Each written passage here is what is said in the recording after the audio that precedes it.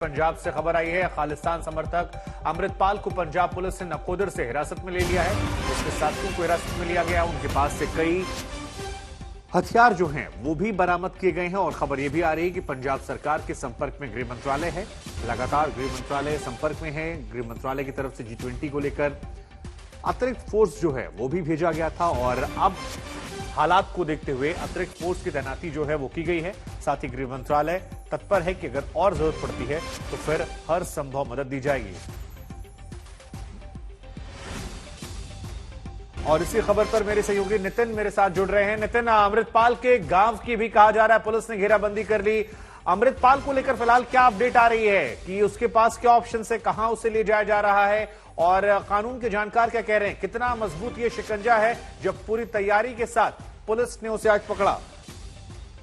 देखिए, पुलिस ने उसको हिरासत में ले लिया और अभी जो ये गांव है जल्लूपुरा खेड़ा, जहां पर अमृतपाल रहता है और अमृतपाल के समर्थक रहते हैं, उस गांव के अंदर पंजाब पुलिस पैरामिलिट्री फोर्सेस के साथ गई है, जिसमें RAF, SSB, CRPF है और एंटी रॉयड गियर्स के साथ गई है, क्योंकि यहाँ पर अमृतपाल अपने गांव के अंदर एक एंटी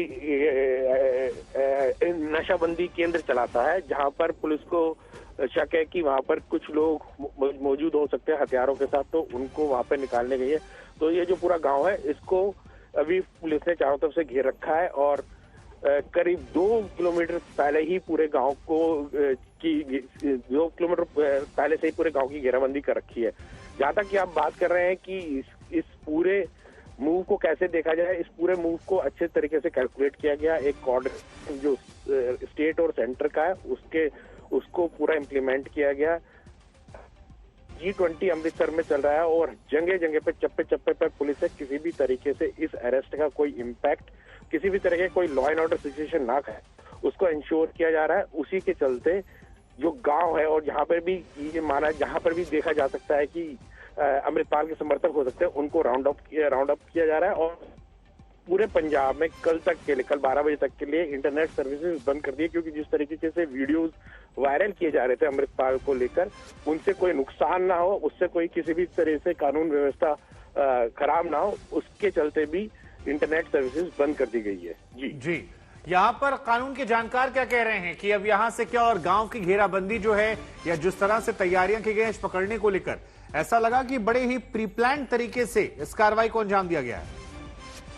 बिल्कुल प्री प्लान तरीके से पूरी ऑब्जर्व की गई, उसकी मूवमेंट ऑब्जर्व की गई है, पूरी इंटेलिजेंस गैदर किया गया और एक सही समय का इंतजार था कि कब अमृतपाल अपने गांव से अपने समर्थकों के साथ निकले, क्योंकि आज अमृतपाल को बठिंडा में एक गैदरिंग को एड्रेस करना था। उसी के लिए वो अपने गांव से निकला था और जैसे ही वो अपने गांव से निकला, पुलिस एकदम से एक्शन में आ गई। पुलिस को इसी मौके का इंतजार था और उसी के चलते, उसके चलने के बाद जैसे ही पुलिस ने उसके 6 समर्थक गिरफ्तार किए और किसी तरीके से शुरुआत में अमृतपाल पुलिस के कब्जे से निकल गया, बाद में पुलिस ने उसको हिरासत में ले लिया है। और इस पूरी घटना को कि इसके कोई रिपरकशन ना हो, इसके कोई साइड इफेक्ट ना हो लॉ एंड ऑर्डर पर, उसकी पूरी तैयारी पुलिस ने की है। पूरे जालंधर, अमृतसर, जहां आप बने रहिए हमारे साथ। मेरे साथ 2 सहयोगी और जुड़ गए, मंजीत और सत्येंद्र जुड़ गए हैं। मंजीत और सत्येंद्र दोनों लगातार हमारे साथ बने हुए, स्क्रीन पर आपको नजर भी आ रहे हैं। सत्येंद्र, सबसे पहले आपके पास आते हैं, जरा जानकारी दीजिए कि अब यहां से आगे क्या कदम? कहा जा रहा है किसी अज्ञात जगह पर लेकर पुलिस गई है उन्हें।